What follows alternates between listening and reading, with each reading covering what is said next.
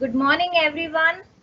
I hope you have enjoyed yesterday's sessions and they were very informative. And Tripathi sir and Khandekar sir, Tripathi sir especially made the topic which was dry. He made it very interesting. At least this was my opinion. And many others have posted their positive comments, appreciation. I am really thankful for that. It is very encouraging for us. And we start with today's session.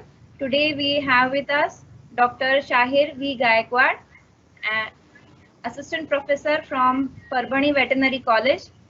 So over to you, Shahir. He will be talking about patient preparation, anesthesia, and optical instruments. So now I'm switching over you all to Dr. Shahir Gaikwad.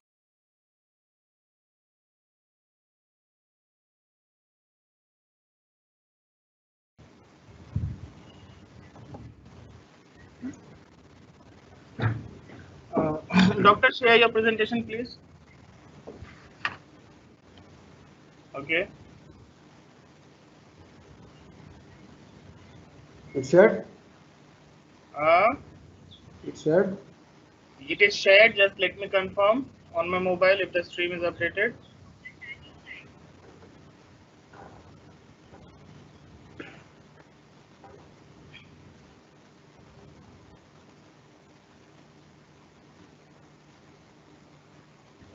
Okay, I can see your video. There's a delay.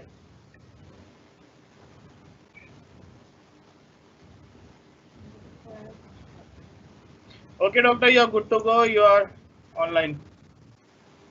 Yeah. Can I start? Yes, sir. Best of luck. Thanks. So good morning, friends. Myself, Dr. Shahir Gaikwad. I am a hospital registrar of veterinary surgery and radiology at College of Veterinary and Animal Sciences, Parbhani. Now, in today's session, we are going to discuss the two segments of the laparoscopy. The first is anesthetic consideration in laparoscopy, and the second part will be the demonstration of the laparoscopic equipments, which include the optics as well as the electrosurgery unit and the domain creating equipment. So, starting with the anesthetic considerations. Dear friends, generally we are performing the small animal laparoscopy under the general anesthesia, but there are some minor procedures like biopsy of the kidney, liver that may be performed under the deep sedation and the infiltration of the local anesthesia at the port placement. But we recommend that the general anesthesia is always better for the laparoscopy as it provides a good analgesia, then it will provide the good muscle relaxation, and ultimately it will provide the wide surgical field for your operating instruments, as well as it will give the more proper way of the handling of the internal abdominal organs. The second most important thing of the general anesthesia during laparoscopic surgery is, suppose you are doing the laparoscopic surgery and ultimately there is a complication or you see a large tumor and that cannot be removed with your laparoscopic instruments. So in that case, we have to convert the patient in the conventional laparotomy or the open laparoscopic procedures, and that could be very easy if you are using the general anesthesia and if you are performing the laparoscopy under the general anesthesia. So before considering any patient for the anesthesia, either it may be a conventional surgery or it may be a laparoscopic surgery, we have to evaluate the patient before anesthesia or the before pre-anesthetic preparation. So for the evaluation, you have to check up the patient for the physiological parameters, like you have to check the rectal temperature, then you have to check the heart rate, then respiratory rate, you can check the pulse rate, CRT means capillary repairing time, and according to that you come to know that you are the physical status of your patient, and you can select the anesthesia. Then second part is the hematological parameters. You have to do the complete blood profile or the complete blood count, so that you can know the status of your hematological status of your patient. Then third part is the biochemical parameters. Always every anesthesia which are using or the giving is extracted from the liver and the kidney. So there may be necessity to do the liver function test as well as the kidney function test, and in some cases blood glucose or cortisol you can perform. Then fourth aspect is the radiography. Before doing the anesthesia or before considering the patient for any anesthesia, we have to evaluate the patient for the radiographic examination, survey radiography of the chest we have to perform, and then according to the status of the pulmonary status of the patient, we have to select the anesthetic regimen. Then if you see the conventional surgery and the laparoscopy surgery, there is a basic difference between the laparoscopic surgery and the conventional surgery is that in laparoscopic surgery we are using the carbon dioxide for the insufflation of the abdominal area or the pneumoperitoneum, because carbon dioxide is less toxic to the peritoneum and it easily get absorbed in the body or the peritoneum, as well as it doesn't have the combustion effect while doing our cauterization and coagulation with our cautery, and it is more soluble in the blood than other gases, and ultimately it is a cost effective for our laparoscopic surgery. But in conventional surgery we are not dealing with the carbon dioxide pneumoperitoneum, so this insufflation with the carbon dioxide may cause many more complications, and these complications are like hypercarbia, then formation of the cardiovascular depression, then you can see the pulmonary depression of the patient. There may be chances of the development of the gas emboli, and there may be a stimulation of the gastric reflux, so a patient can vomit during the procedure or during the anesthesia, and also there is an increase in the intracardial pressure because of the insufflation. So these points or these considerations you have to take in mind and then go for the anesthesia. So what is the hypercarbia? The hypercarbia is nothing but it is the increase the concentration of the carbon dioxide in blood because of the more absorption of the carbon dioxide in blood, or maybe during the laparoscopy you can because of the more absorption of the carbon dioxide from the peritoneum, hypercarbia can be occur. So hypercarbia during the laparoscopy causes the tachycardia, cardiac arrhythmias, vasodilatation, and sometimes it may cause the myocardial depression. Again, it may increase the glucose and cortisol level because of the stress induced the peritoneal distension, and it ultimately develop the respiratory acidosis and hypoxemia, which leads to the arrhythmia. So if you find the hypercarbia during your anesthesia or the laparoscopy procedure, then in that case you have to give the fresh supplementation of the oxygen to that patient so that you can reduce your hypercarbia and you can manage or maintain the oxygen saturation level. The next one is the cardiovascular effect. Because of the pneumoperitoneum, there is increased the intra-abdominal pressure, and which elevate the diaphragm and which compress the small as well as the large blood vessels. Again, there will be the compression of the vena cava, which leads to decreased venous return, and there will be ultimately decrease in the cardiac output. Then again, elevation of the diaphragm may cause the increase in intrathoracic pressure, which may again lead to the decrease in cardiac output during the anesthesia. But this decreased cardiac output can be compensated by the patient's its own if your patient is healthy or it is having the good physiological and good pulmonary status. But if your patient is not having the good cardiovascular or pulmonary status, it is compromised, then in that case you have to need to treat that patient or you have to supply with the colloidal infusions. Then next thing is the depression on the pulmonary system or the pulmonary depression. Because of increase in intraperitoneal pressure, it hamper or it decreases the movement of the diaphragm during the spontaneous respiration, and which lead to the reduce or decrease in the functional residual capacity of the lungs. So increase in peritoneal pressure is again associated with the decrease in thoracic volume, which lead to the very adverse effect on the pulmonary exchange, and which may cause the metabolic acidosis and hypoxia. If your animal is healthy, having the good pulmonary status, then animal can or your patient can manage these changes and it can be compensated with the effect. But if your patient is respiratory compromised or the pulmonary compromised, in that case there may be chances of development of the respiratory failure. So in that case you have to support your patient with the artificial ventilation and you can solve your problem.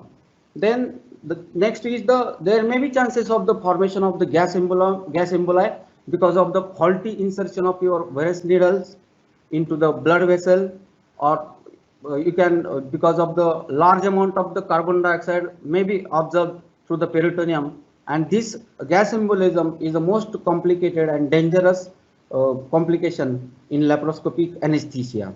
So if you have a gas embolism, then your patient will show the signs like if there is a sudden increase in the blood pressure, then cardiac arrhythmias will seen, and if you see the mucous membrane of the patient will become the cyanotic, and there may be chances of the development of the pulmonary edema. So immediately you have to treat your patient for the gas embolism.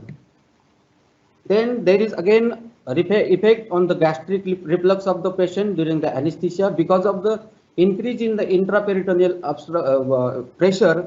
There may be chances of the stimulation of the gastric reflex, and in that case animal may get the vomition during the anesthesia or during the laparoscopic procedure.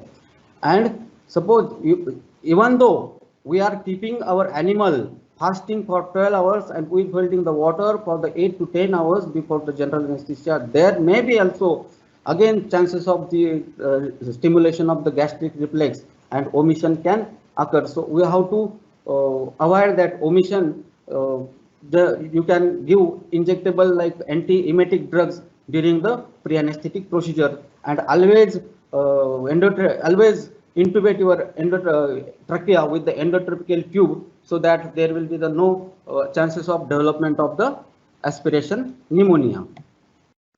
Then because of the increase in intraperitoneal pressure because of the carbon dioxide insufflation, there may be chances of the increase in intracranial pressure. This increased intracranial pressure is actually because of the mechanical effect of the carbon dioxide distension. So it causes the increase in spinal cord pressure, then increase in the cerebral fluid, spinal fluid, and ultimately it increases the intracranial pressure. So suppose a patient which is having the head injury, or which is having the history of the accident and having the head injury, so that kind of patients are not a good subject for the laparoscopy or the anesthesia. And even though if you are using or if you are doing the laparoscopy on such patients, then you have to perform the anesthesia very cautiously, and you have to perform the laparoscopy very cautiously, and you can overcome your problem.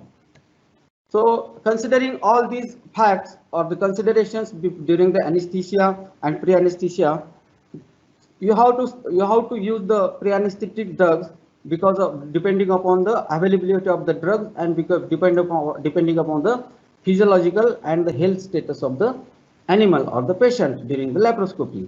So there are some pre-anesthetic drugs like diazepam you can use at the dose rate of 0.5 milligram to 1 milligram per kg body weight intravenously for the sedation. Then you can xylazine as a sedative as a drug at the dose rate of 0.5 milligram to 1 milligram per kg body weight intramuscularly, or you can even use the intravenously. Then best sedative drug is we are commonly using is the espromazine maleate at the dose rate of 0.04 milligram to 0.08 milligram per kg body weight intravenously or intramuscularly. And lastly, dose rate of 1 to 2 milligram per kg body weight intravenously. So these are some pre-anesthetic drugs we can use safely during the laparoscopic surgery or the laparoscopic surgical anesthesia. Now, depending upon the situation and depending upon the above facts and consideration what I have mentioned here, again we have to select the anesthetic drugs for the induction of the anesthesia, and in that we can use the ketamine, you can use the propofol, you can use the thiopentone, but thiopentone gives more cardiorespiratory compression, so that the use of thiopentone sodium for the laparoscopy, again you have to use it with very cautiously. So in first drug is the ketamine hydrochloride. It is a dissociation anesthesia, and it can be used at the dose rate of 7 to 10 milligram per kg body weight intravenously or intramuscularly. The beauty of this drug is this drug you can use in any age of the patient, any age patient with having the good health status, and it can be used in the it can be used in the patients which is having the valvular heart disease also. Then Next drug is a propofol. This is very commonly and very popular drug of the induction of the anesthesia in nowadays. It is a phenyl hyperlipid emulsion solution, and the dose rate we are using in the dog is 4 to 6 milligram per kg body weight intravenously if your animal is not given the sedative. And if you are using the sedative, then you can reduce the dose up to the 4 milligram per kg body weight intravenously, and then you can maintain anesthesia with the gaseous anesthesia like halothane, then sevoflurane, or you can use the isoflurane depending upon the your site. Then if you have not having the machine of the inhalation gaseous anesthesia, then in that case what to do? Then don't worry, in that case you can perform the laparoscopic surgery on the total intravenous anesthesia also. So you can induce the anesthesia with the propofol, and you can maintain the anesthesia with the propofol drip, and you can perform your laparoscopic surgery. Then third drug is thiopentol sodium at the dose rate of 11 to 22 milligram per kg body weight intravenously we are using. But here, as I said, it causes more cardiopulmonary depression, and in case of anemic patient, it is not advisable because of it pulls the RBCs in the splenic pooling and decrease the PCV. And again, if there are chances, or if there are accidentally your thiopentol drug is injected extravascularly, then it may cause the necrosis, and which is a contraindication of this thiopentol sodium. So in our center, we are using some protocol regularly. With these protocols are found safe. That protocol for pre-anesthetic we are using as a sedative espromazine maleate at the dose rate of 0.04 milligram per kg body weight intravenously, and we are giving the atropine sulfate and the atropine sulfate at the dose rate of 0.04 milligram per kg body weight subcutaneously, and dexamethasone sodium at the dose rate of 0.025 milligram per kg body weight subcutaneously. After sedation, induce your patient with the propofol at the dose rate of 5 milligram per kg body weight intravenously, and after induction, you can intubate your patient, and after intubation, you can maintain that patient, or the anesthesia of that patient could be maintained on the gaseous anesthesia like isoflurane and the sevoflurane or isoflurane at the dose rate of 2 to 3% USP you can use, and you can maintain the anesthesia. Then another protocol we are using is sedation with the xylazine at the dose rate of 1 milligram per kg body weight. After 10 minutes, you can induce the anesthesia with ketamine hydrochloride at the dose rate of 7 to 10 milligram per kg body weight intravenously, or you can combine these xylazine and ketamine in one series, and you can give the intramuscularly. So that may also you can carry out. And after induction, 10 minutes after induction, you can intubate your patient, and you can maintain your anesthesia with isoflurane or sevoflurane or halogen, whatever availability of, depending upon the availability of your place. So after sedation of the patient, you have to clip the hairs of the patients at the ventral abdominal area. If you are doing the laparoscopy, then you have to clip the hairs of the ventral abdominal area, and if you are doing the thoracoscopy, then you have to clip the hairs of the thoracic area. And after clipping, you have to scrub the patient's area or the surgical site with the any antiseptic solutions like betadine you can use, and you can scrub. And after scrubbing the patient, you have to induce with the anesthesia. Okay, so here you can see the picture. There is a preparation of the patient. This abdomen and thoracic area is clipped and scrubbed with the betadine. And in second picture, you can see we are giving the intravenous propofol at the dose rate of 5 milligram per kg body weight for the induction of the anesthesia. Now, after induction of the anesthesia, you will see there is a loss of swallowing reflex of the patient. After loss of swallowing reflex, you have to intubate the patient with the endotracheal tube. And while using the endotracheal tube, depending upon your size of the patient, you have to choose the endotracheal tube and intubate properly into the trachea. After intubation, you have to shift the patient on the V-shaped table for the laparoscopy, and after shifting of the patient, keep the patient in dorsal recumbency, or if you are doing the procedure in lateral recumbency, you can put the patient in lateral recumbency, either left or right, depending upon your the procedure.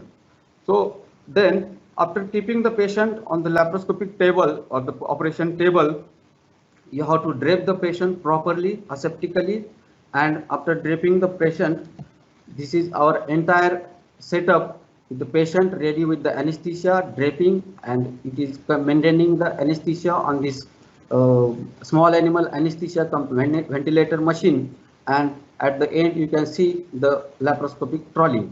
If you are doing the procedures in abdominal cavity, then you have to position the patient, the legs, the head of the patient should be away from your monitor.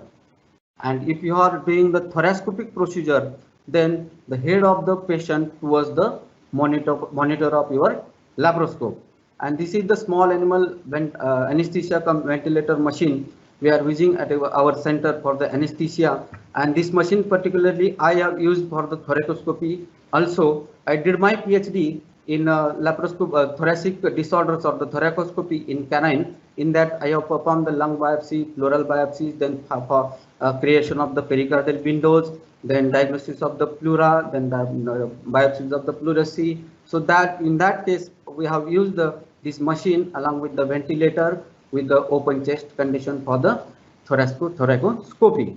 So if you are giving the anesthesia, you are performing the laparoscopic surgery, the monitoring of the anesthesia is very much essential, because dear friends, there is no any anesthetic drug which is safe and ideal for any patient.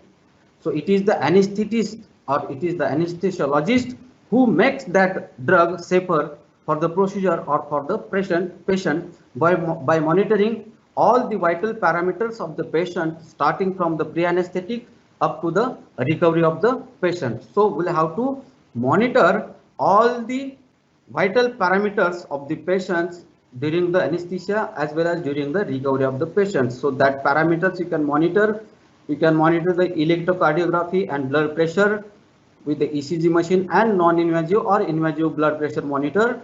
And with that, we can come to know your patient's cardiovascular status. Then it is very much important to monitor our end tidal carbon dioxide during the procedure of the laparoscopy.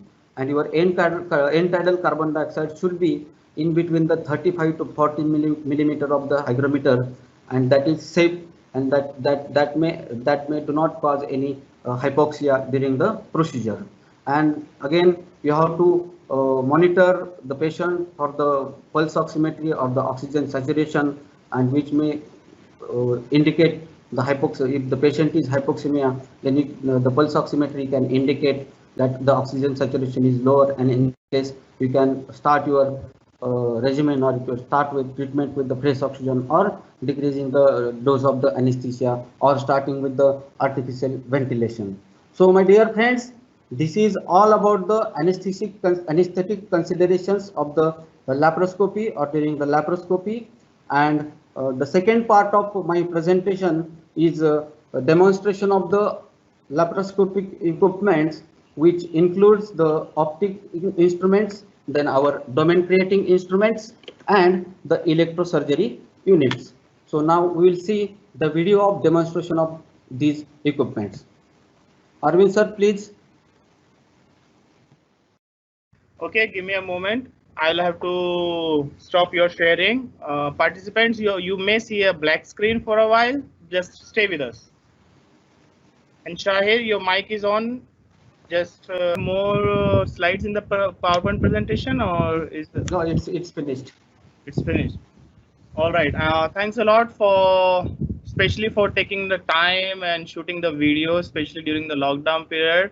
I understand that you had been working all night to shoot those videos, getting things right, editing, again shooting.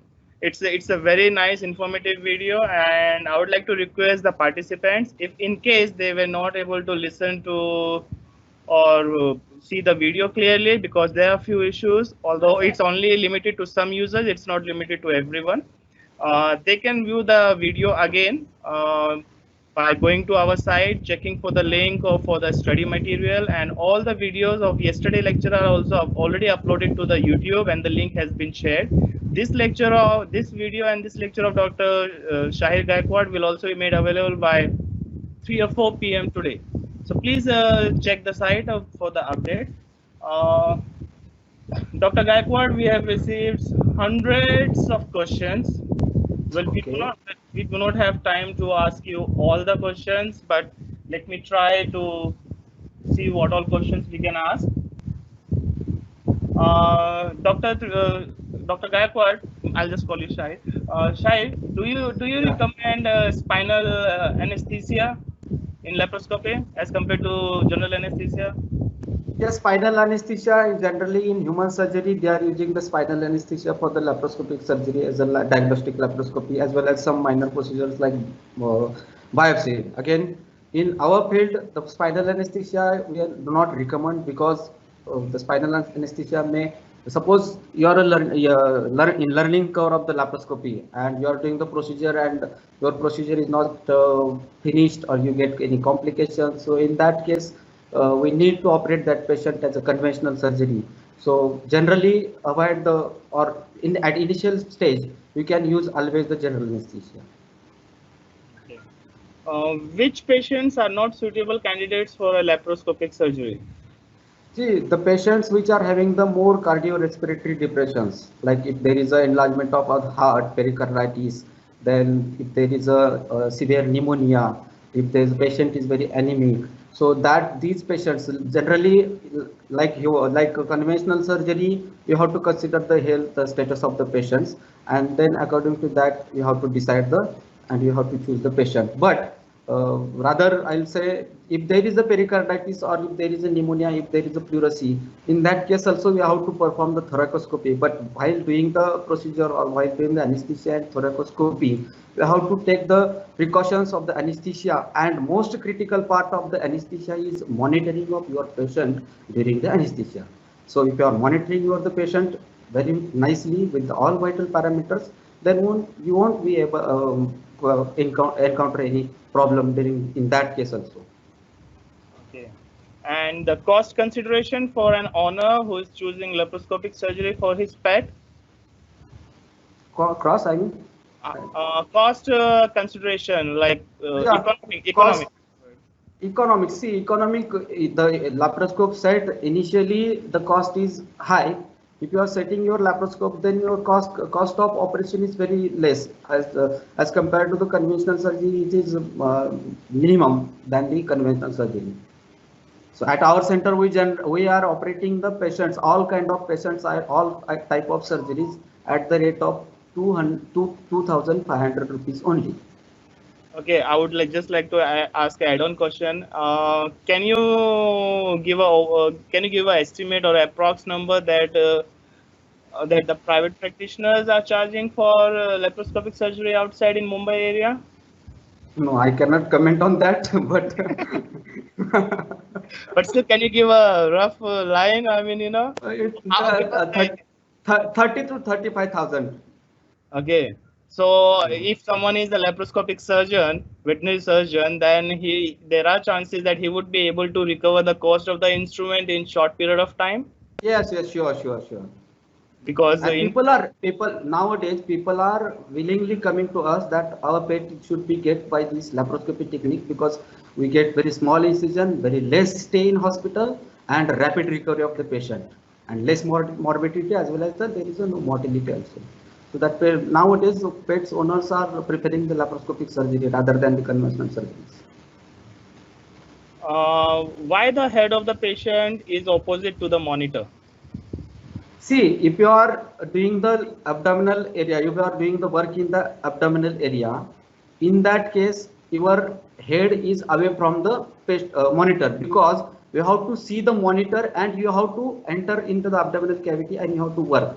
So it should be in the patient, the monitor is in axial angle. So if your head is towards the monitor, then you cannot see the monitor and operate in the abdominal area. So that's why the position is important. Can we maintain anesthesia without using inhalant anesthetics? Yeah, by, like doc, yes, by just using parental anesthetic only? yeah, just yesterday also Dr. Khatekar have told that you can use the, previously we are not using this gaseous anesthesia machine because we don't have that machine, and we are doing we was doing all the surgeries in total intravenous anesthesia with propofol or thiopentone also. So we can, or everybody can use the total intravenous anesthesia or the parenteral, any kind of parenteral anesthesia for the laparoscopic surgery very safely.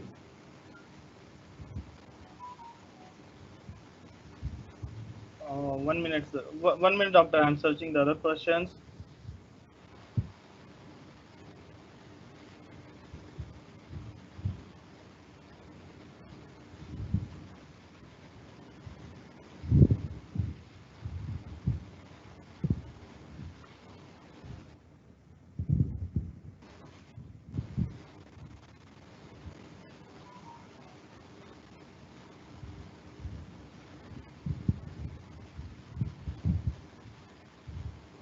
How long the body takes to absorb carbon dioxide? Yeah, it's not a time. It's depending upon the your flow rate and your pressure what you have presetted for the abdominal pressure, carbon dioxide. So and that saturation of the carbon dioxide you have to monitor always on the end-tidal carbon dioxide. If your end-tidal carbon dioxide get exceed than the 45 mm of Hg, then in that case you can consider that your patient is absorbed more carbon dioxide. But generally for the laparoscopic orectomy or asystotomy, that processes we are finishing within 30 to 40 minutes. So in that case, there is no complications like absorption of the more carbon dioxide. But if you are doing the bariatric surgery, which may takes the 1 or 2 or up to or 2.5 hours, in that case there are many chances of the more absorption of the carbon dioxide, and in such cases we should have always use the artificial respiration or the ventilator. Okay. In thoracic laparoscopy, why head of patient should be towards monitor? Yeah, ultimately, like abdominal surgery, you have to enter into thoracic cavity. You have to see the thoracic cavity on the monitor. That's why the thoracic cavity should be towards the end of towards the monitor end. And we are one thing I'll add. We have did two projects in this thoracoscopy. One of our PG students, Dr. Anil Datir, who studied the different types of the approaches for the thoracoscopy. And then in my PhD work, I used the paragypoid port placement for the thoracoscopy, and I have performed the lung biopsy, pleural biopsy, then the diagnosis of pleural diseases, then pericardial defibrillation, and all these things in dorsal recumbency with bilateral lung ventilation. There is not need to stop the lung, or some people in abroad or the US countries, they are using the one lung ventilation. But thoracoscopy in two lung ventilation or the ventilated lungs could be possible with the bilateral lung ventilation. What are the importance of chest radiography in pre-anesthetic preparation? See, if your patient is having if you have not did the chest radiography, and if after induction of the anesthesia or after sedation of the sedation, your patient shows there is a respiratory signs or the respiratory distress, cyanotic. So in that case, you cannot manage that. But before, if you do the radiography, then you can come to know that our patient is having the respiratory problem. There may be pneumonia, there may be pleurisy, there may be pyothorax, there may be hydrothorax, and that compromise the respiration. And if you are using any anesthetic drug, the anesthetic drug will compromise the 50% of your spontaneous or the normal respiration. So that we need to do the survey radiograph of the chest before the anesthesia. Is it necessary to go for endotracheal tube all the time while doing laparoscopy? Yeah, it is better, because if you are doing the laparoscopy in total intravenous anesthesia also, if there is a omission, and in that case there may be chances of regurgitation there may be chances of the aspiration, and aspiration pneumonia can be happen. So it is always better to intubate your patient with the endotracheal tube, so that if there is a vomission, the content of the vomission could not able to get into the tracheal passage. I think, doctor, we have reached the time. It's almost 10 o'clock. We have next session coming up at 10:30. Thanks a lot for your time, Dr. Yeah, Shahir. thank you very much. I do have one announcement for the participants. I see that there are a lot of questions regarding the study material. They say that they are not able to access the study material. The PowerPoints are in the form of Google Slides. That is, they are online PowerPoints. You need to click the link, open them in the browser. Everywhere in your laptop or in your PC, they would open just fine in your browser. You don't need to open them or download them.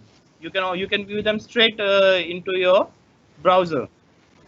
Because we don't want the formatting of the PowerPoints to get distorted. That's the reason we maintain only one format. If you have PowerPoint 2010, someone will have PowerPoint 2016. We cannot maintain compatibility if we give the copies. So everything is online.